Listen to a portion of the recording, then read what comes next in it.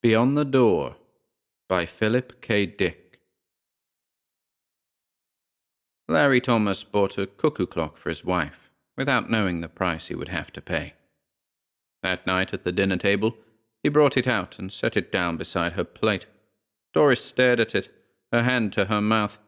"My God, what is it?" She looked up at him, bright-eyed. "Well, open it." Doris tore the ribbon and paper from the square package with her sharp nails, her bosom rising and falling. Larry stood watching her as she lifted the lid. He lit a cigarette and leaned against the wall. "A cuckoo clock!" Doris cried. "A real old cuckoo clock like my mother had." She turned the clock over and over, just like my mother had when Pete was still alive. Her eyes sparkled with tears. "It's made in Germany," Larry said. After a moment, he added, "Carl got it for me wholesale. He knows some guy in the clock business. Otherwise, I wouldn't have—" He stopped. Doris made a funny little sound. Otherwise I wouldn't have been able to afford it." He scowled. "What's the matter with you? You've got your clock, haven't you? Isn't that what you want?" Doris sat holding on to the clock, her fingers pressed against the brown wood. "Well," Larry said, "what's the matter?" He watched in amazement as she leaped up and ran from the room, still clutching the clock. He shook his head. "Never satisfied. They're all that way. Never get enough." He sat down at the table and finished his meal. The cuckoo clock was not very large. It was handmade, however, and there were countless frets on it, little indentations and ornaments scored in the soft wood. Doris sat on the bed, drying her eyes and winding the clock. She set the hands by her wristwatch. Presently, she carefully moved the hands to 2 minutes of 10. She carried the clock over to the dresser and propped it up. Then she sat waiting, her hands twisted together in her lap, waiting for the cuckoo to come out, for the hour to strike. As she sat, she thought about Larry and what he had said, and what she had said too, for that matter. Not that she could be blamed for any of it. After all, she couldn't keep listening to him forever without defending herself. You had to blow your own trumpet in the world. She touched her handkerchief to her eyes suddenly. Why did he have to say that about getting it wholesale? Why did he have to spoil it all? If he felt that way, he needn't have got it in the first place. She clenched her fists. He was so mean, so damn mean. But she was glad of the little clock sitting there ticking to itself with its funny grilled edges in the door. Inside the door was the cuckoo waiting to come out. Was he listening, his head cocked on one side, listening to hear the clock strike so that he would know to come out? Did he sleep between hours? Well, she would soon see him. She could ask him. And she would show the clock to Bob. He would love it. Bob loved old things, even old stamps and buttons. He liked to go with her to the stores. Of course, it was a little awkward, but Larry had been staying at the office so much, and that helped. If only Larry didn't call up sometimes to... There was a whir. The clock shuddered, and all at once the door opened. The cuckoo came out, sliding swiftly. He paused and looked around solemnly, scrutinizing her, the room, the furniture. It was the first time he had seen her, she realized, smiling to herself in pleasure. She stood up, coming toward him shyly. "Go on," she said. "I'm waiting." The cuckoo opened his bill. He whirred and chirped quickly, rhythmically. Then, after a moment of contemplation, he retired, and the door snapped shut. She was delighted. She clapped her hands and spun in a little circle. He was marvelous, perfect, and the way he had looked around, studying her, sizing her up. He liked her, she was certain of it. And she, of course, loved him at once, completely. He was just what she had hoped would come out of the little door. Doris went to the clock. She bent over the little door, her lips close to the wood. "Do you hear me?" she whispered. "I think you're the most wonderful cuckoo in the world." She paused, embarrassed. "I hope you'll like it here." Then she went downstairs again slowly, her head high. Larry and the cuckoo clock really never got along well from the start. Doris said it was because he didn't wind it right, and it didn't like being only half wound all the time. Larry turned the job of winding over to her. The cuckoo came out every quarter hour and ran the spring down without remorse, and someone had to be ever after it, winding it up again. Doris did her best, but she forgot a good deal of the time. Then Larry would throw his newspaper down with an elaborate weary motion and stand up. He would go into the dining room where the clock was mounted on the wall over the fireplace. He would take the clock down, and making sure that he had his thumb over the little door, he would wind it up.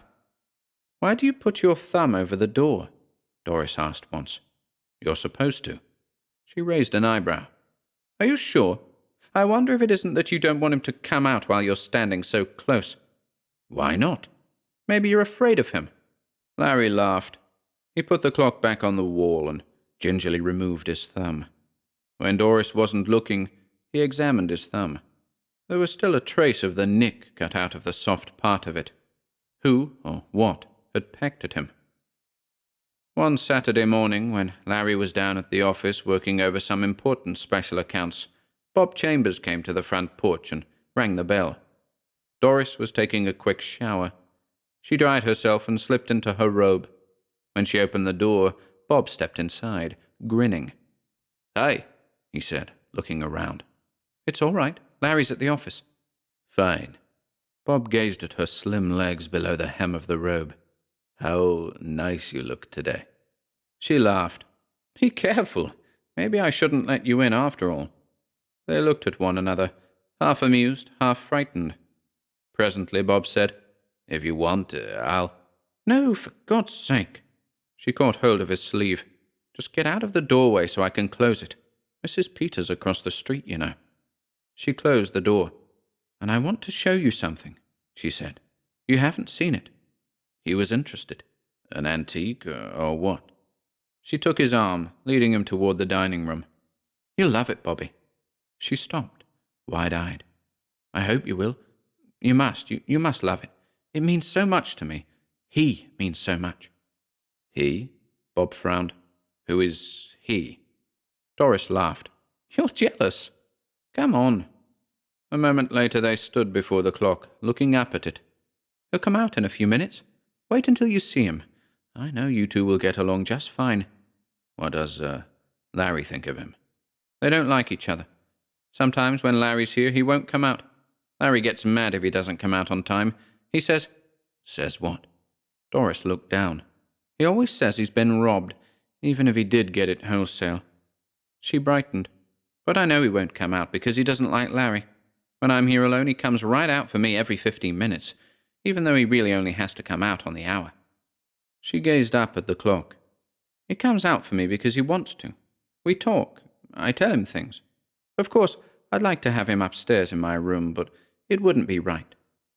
There was the sound of footsteps on the front porch. They looked at each other, horrified. Larry pushed the front door open, grunting. He set his briefcase down and took off his hat. Then he saw Bob for the first time. "Chambers, I'll be damned." His eyes narrowed. "What are you doing here?" He came into the dining room. Doris drew her robe about her helplessly, backing away. Bob began. "That is, we—" He broke off, glancing at Doris. Suddenly the clock began to whir. The cuckoo came rushing out, bursting into sound. Larry moved toward him. "Shut that din off," he said. He raised his fist toward the clock. The cuckoo snapped into silence and retreated. The door closed. "That's better." Larry studied Doris and Bob, standing mutely together. "I came over to look at the clock," Bob said. "Doris told me that it's a rare antique, and that—" "Nuts. I bought it myself." Larry walked up to him. "Get out of here." He turned to Doris. "You two, and take that damn clock with you." He paused, rubbing his chin. "No, leave the clock here. It's mine. I bought it and paid for it." In the weeks that followed after Doris left, Larry and the cuckoo clock got along even worse than before. For one thing, the cuckoo stayed inside most of the time, sometimes even at 12 o'clock when he should have been busiest. And if he did come out at all, he usually spoke only once or twice, never the correct number of times. And there was a sullen, uncooperative note in his voice, a jarring sound that made Larry uneasy and a little angry. But he kept the clock wound because the house was very still and quiet, and it got on his nerves not to hear someone running around, talking and dropping things. And even the whirring of a clock sounded good to him. But he didn't like the cuckoo at all, and sometimes he spoke to him. "Listen," he said late one night to the closed little door. "I know you can hear me. I ought to give you back to the Germans, back to the Black Forest." He paced back and forth. "I wonder what they're doing now, the two of them. That young punk with his books and his antiques. A man shouldn't be interested in antiques. That's for women." He set his jaw. "Isn't that right?" The clock said nothing. Larry walked up in front of it. "Isn't that right?" he demanded. "Don't you have anything to say?" He looked at the face of the clock. It was almost 11, just a few seconds before the hour. "All right, I'll wait until 11. Then I want to hear what you have to say. You've been pretty quiet the last few weeks since she left." He grinned wryly. "Maybe you don't like it here since she's gone." He scowled. "Well, I paid for you, and you're coming out whether you like it or not. You hear me?" 11 o'clock came. Far off at the end of town, the great tower clock boomed sleepily to itself. But the little door remained shut. Nothing moved. The minute hand passed on, and the cuckoo did not stir. He was someplace inside the clock, beyond the door, silent and remote. "All right, if that's the way you feel," Larry murmured, his lips twisting. "But it isn't fair. It's your job to come out. We all have to do things we don't like." He went unhappily into the kitchen and opened the great gleaming refrigerator. As he poured himself a drink, he thought about the clock. There was no doubt about it. The cuckoo should come out, Doris or no Doris. He had always liked her from the very start. They had got along well, the two of them. Probably he liked Bob, too. Probably he had seen enough of Bob to get to know him. They would be quite happy together, Bob and Doris and the cuckoo. Larry finished his drink. He opened the drawer at the sink and took out the hammer. He carried it carefully into the dining room. The clock was ticking gently to itself on the wall. "Look," he said, waving the hammer. "You know what I have here? You know what I'm going to do with it? I'm going to start on you first." He smiled. "Birds of a feather, that's what you are, the three of you." The room was silent. "Are you coming out, or do I have to come in and get you?" The clock whirred a little. "I hear you in there. You've got a lot of talking to do. Enough for the last 3 weeks. As I figure it, you owe me." The door opened. The cuckoo came out fast, straight at him. Larry was looking down, his brow wrinkled in thought. He glanced up, and the cuckoo caught him squarely in the eye. Down he went, hammer and chair and everything, hitting the floor with a tremendous crash. For a moment the cuckoo paused, its small body poised rigidly. Then it went back inside its house. The door snapped tight shut after it. The man lay on the floor, stretched out grotesquely, his head bent over to one side. Nothing moved or stirred. The room was completely silent, except, of course, for the ticking of the clock. "I see," Doris said, her face tight. Bob put his arm around her, steadying her. "Doctor," Bob said, "can I ask you something?" "Of course," the doctor said. "Is it very easy to break your neck, falling from so low a chair?" It wasn't very far to fall. "I wonder if it might not have been an accident. Is there any chance it might have been?" "Suicide?" The doctor rubbed his jaw.